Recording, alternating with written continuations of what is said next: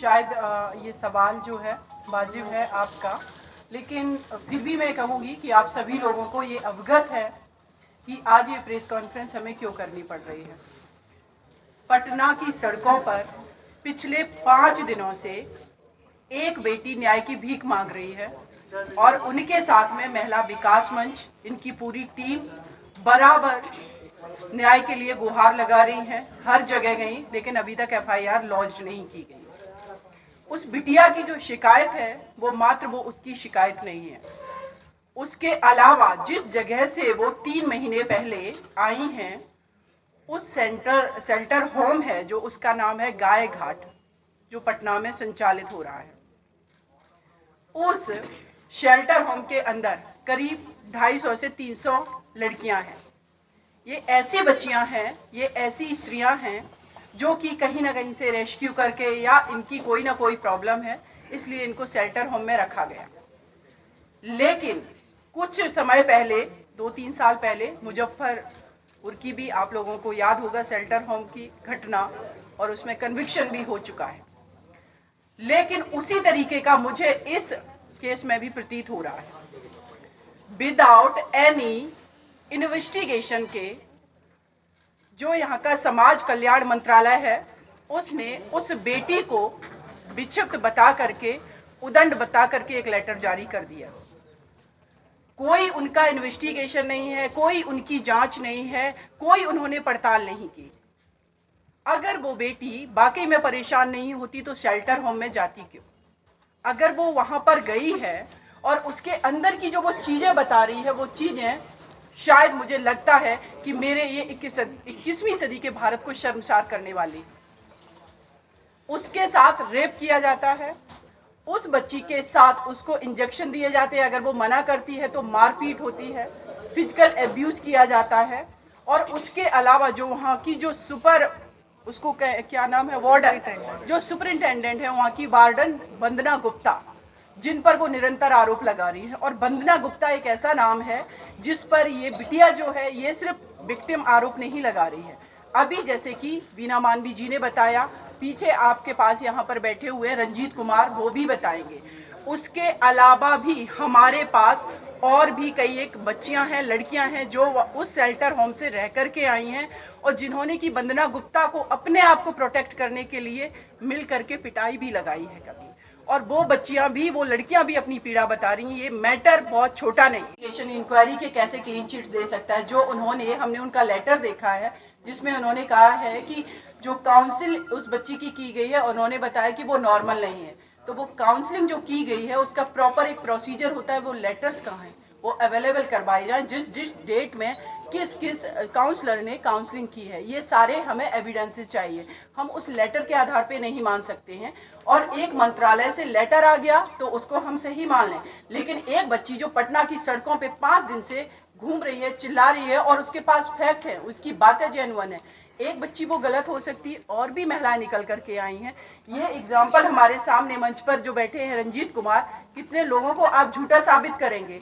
तो ये तो रियलिटी है। दूसरी मैं कहूँगी पॉलिटिकल एंगल वाली, जब भी कोई रूलिंग पार्टी होती किसी भी राज्य में, सेंट्रल में, और इस तरीके के मैटर्स आते हैं तो वो अपने आप को बचाने की कोशिश करते हैं।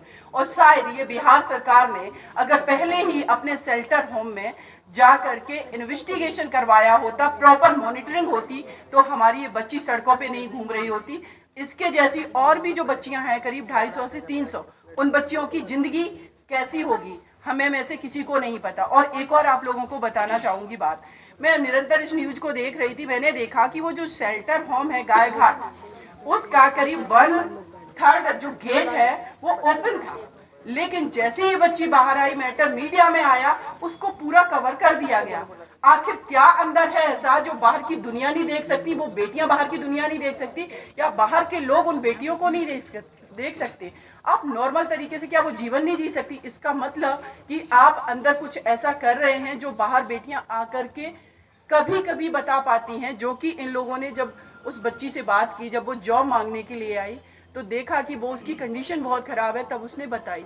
कितनी बेटियां तो डर के कारण नहीं बता पाती। तो पॉलिटिकल एंगल तो डेफिनेटली है कि सरकार अपने आप को बचाने की पूरी कोशिश कर रही है। क्या लगता है कि सरकार के संरक्षण में, ये पूरे बिहार की बात कर लीजिए, देश भर में जितने भी बालिका गृह हैं, वहाँ पे जो लड़कियाँ रहती हैं, बच्चियाँ रहती हैं, उनके साथ कुछ भी घटना घटती है तो सरकार इसमें संलिप्त रहती है? देखिए, सरकार की संलिप्तता से मतलब ये है कि अगर सरकार के जो ऑफिसर्स काम कर रहे हैं, अगर वंदना गुप्ता की बात करें, वो एक गवर्नमेंट जॉब में है, उनकी ऑफिसर्स हैं, तो इनडायरेक्ट वे में हम किसको कहेंगे? सरकार ही जिम्मेदार है, जिसका सुपरविजन होना चाहिए निश्चित रूप से। तो रेगुलेटिंग अथॉरिटी हमारी गवर्नमेंट है, सर्वोच्च है।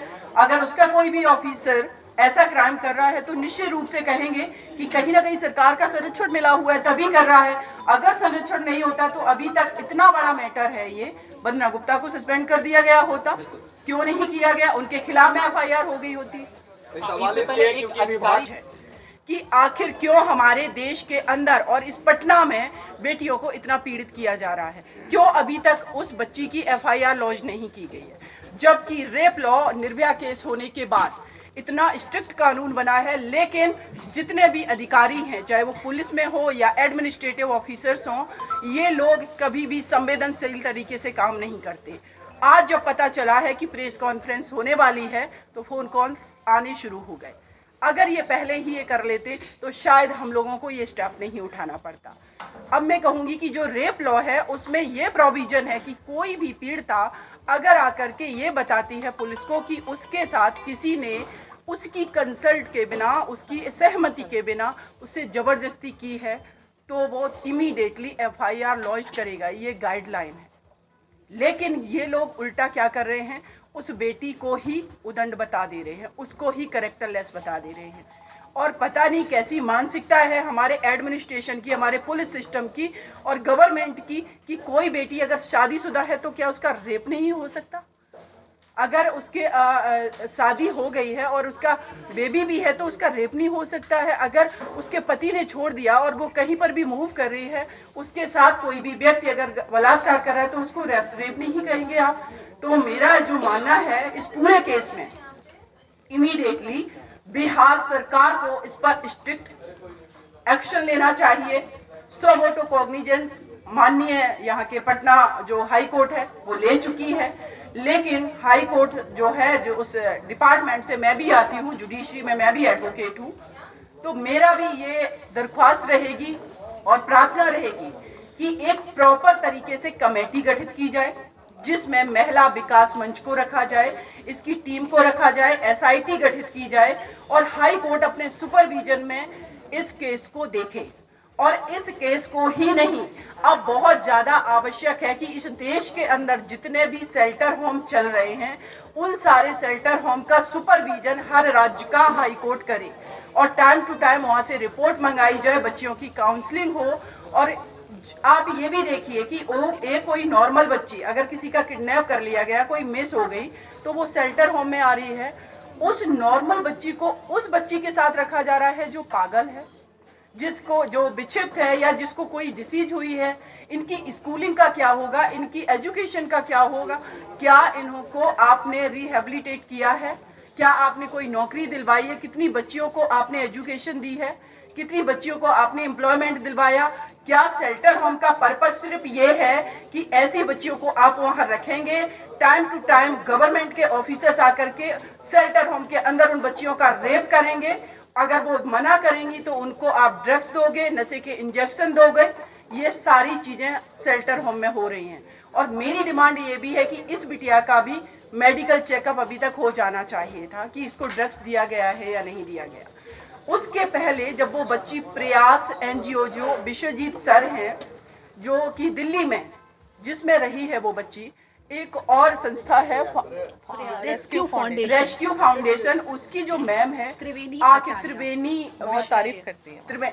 आखिर ये बच्ची अगर विक्षिप्त है तो उन दो व्यक्तियों की क्यों तारीफ कर रही है? ये लगातार कह रही है। और उस बच्ची का पिक्चर देखिए, गूगल में इतनी हेल्दी, इतनी प्यारी बच्ची है, जूडो कराटे सीख रही है, लेकिन जब वो इस शेल्टर होम में आती है तो उसको इस कंडीशन में पहुंचा दिया जाता है। तो ये विषय जो है बहुत ही गंभीर है। देश की 49% आबादी की सेफ्टी सुरक्षा का सवाल है और मैं यही उम्मीद करती हूं कि इमीडिएटली इस पर FIR लॉन्च होगी, बंदरा गुप्ता को वहां से सस्पेंड किया जाएगा और जितने ऑफिसर्स जिनके पास महिला विकास मंच की महिलाएं गई हैं, वो बिटिया गई है, चाहे वो पटना के DM हों, यहाँ के SP हों, जिन्होंने अभी तक एक्शन नहीं लिया है, उन सबको इमीडिएटली सस्पेंड किया जाए।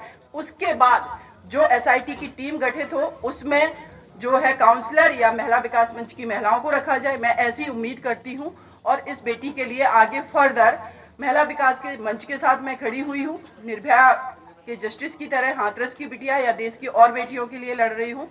तो ये मेरा उद्देश्य है कि आप लोग भी हमारी आवाज़ बने। तो आप सभी साथियों का, मीडिया कर्मियों का बहुत बहुत शुक्रिया और प्लीज़ आप लोगों से हाथ जोड़ के प्रार्थना है, आप इस देश का चौथा स्तंभ में, देश की आबादी 49% महिलाओं की है जो कि बहुत टैलेंटेड हैं, एनर्जेटिक हैं, इंटेलिजेंट हैं। इनकी आवाज़ को दबने ना दीजिए और इनका साथ दीजिए। ये देश में बहुत कुछ कर सकती हैं, लेकिन इस तरीके से अगर दफन होती जाएंगी वो बेटियां, वो बेटी, उसको देख करके दर्द महसूस हो रहा है कि उसकी वो पिक्चर जो आज से करीब 4-5 साल पहले की है और आज उसको किस कंडीशन में इन लोगों ने पहुंचा दिया है।